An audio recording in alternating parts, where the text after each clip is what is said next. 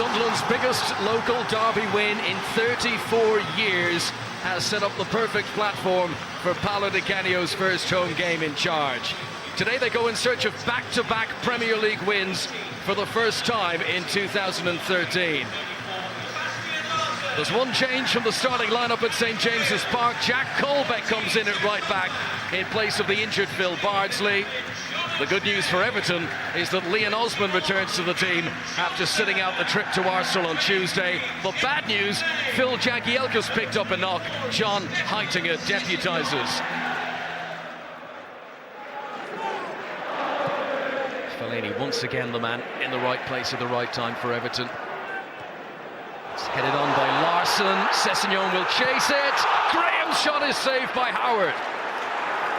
3 clean sheets in his last 4 games for Tim Howard. He did very well here. Spread his body just right. Well, Sunderland have not beaten Everton in the last 19 times these sides have faced each other. The last victory, a 1-0 Premier League win, 22nd of December 2001. That's back when Paolo Di Canio was still a player. Sunderland with plenty players in attacking positions here. Larsson feeds McLean once more. This is Rose. Oh, and he's been too forcefully shrugged off the ball by Fellaini in the referee's opinion. This is a dangerous position for a free kick now just outside the penalty area. Well, we know Seb Larsson can hit free kicks from this sort of distance.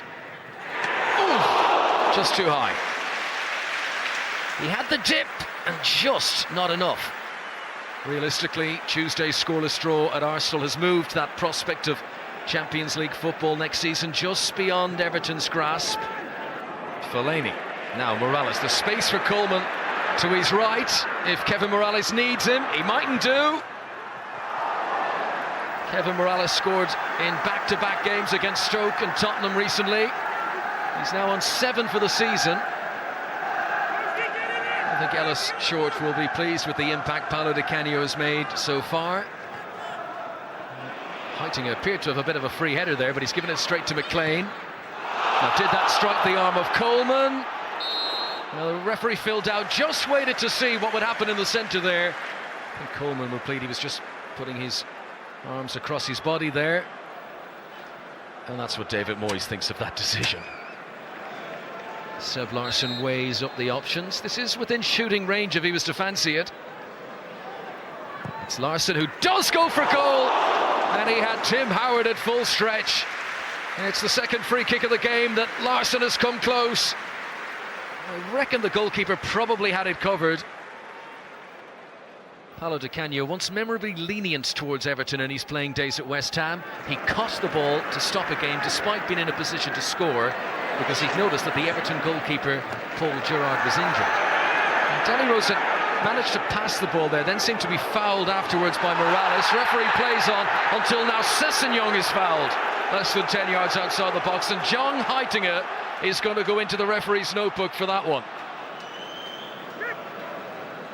Well, this is a little bit further out than the last 2 efforts that Seb Larsson has attempted from a free kick at Tim Howard's goal.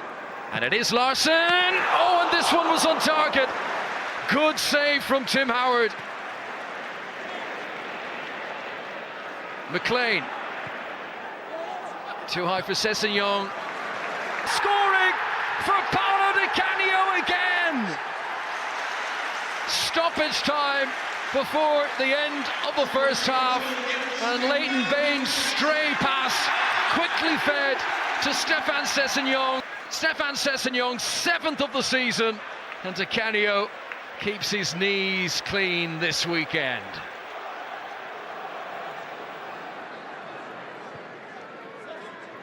First time in the second half that Sunderland have strung a few passes together inside their opponent's half. Good touch from Rose. And again, against Osman. And Danny Rose! Famously, he's only ever scored 1 Premier League goal. Tottenham against Arsenal in the North London derby. This time off target. Distan towards Anichebe. Now Fellaini. Oh, and from point-blank range, Jelavic wasn't able to direct it beyond the goalkeeper Mignolet. Now, was Nikita Jelavic onside here? Would that have been onside? I think either way it's going to go down as a very good save for Simon Mignolet. Naismith's first challenge with Danny Rose. Rose has gone down injured. Now that very nearly caused a huge problem for Mignolet, and Everton are appealing that that was a back pass. What's Phil Dowd going to do here? He's going to have a word, and it's going to be a yellow card for Simon Mignolet for intentionally catching the back pass.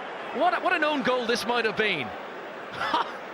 Yellow card for Mignolet, and a dramatic free kick now deep inside the penalty area for Everton. Hold on to your hats. Baines! And Sunderland's defence stands firm. Jelavic. Heiting is at the back post. Morales tries to drill it in. It's not clear yet. Mignolet now out of position, but Adam Johnson clears it, and the Sunderland fans are celebrating as if they've scored a second goal. Will a one-goal lead be enough for Paolo Di Canio to celebrate a win in his first home game in charge?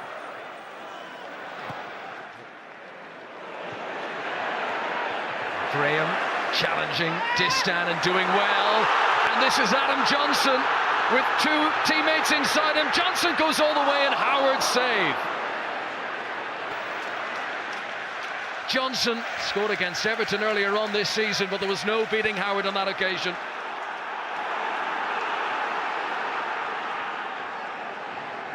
Pinar towards Jelavic. Now Jelavic goes down. Referee says nothing doing. Well, Everton were awarded a penalty here in the Premier League last season. Jelavic seemed to be doing as much tugging on Danny Rose as he was receiving. Let's see, does Rose pull him back? I think it's more of his own momentum. Bill Kenwright will have to be at his most persuasive when he sits down with David Moyes to discuss a new contract in the summer. High and hopeful. Oh, Rose was backing into Naismith. He needed to be careful there. Now there's been a collision between Danny Rose and Stephen Naismith, and I'm not sure if it's been spotted by the referee's assistant. It was inside the penalty area. Stephen Naismith is not happy, and I think he's every reason not to be. Rose tangles with Naismith, and then, was there much in it? Probably not. We're approaching the 3rd minute of stoppage time. Maybe time for one last Everton attack. Coleman's throw, urged on by David Moyes in the technical area. Heiting a force back. There is the final whistle. Paolo Di Canio has won 2 games back-to-back. He celebrates with the fans once again. Paolo Di Canio is dragging Sunderland away from the relegation zone and towards Premier League football again next season.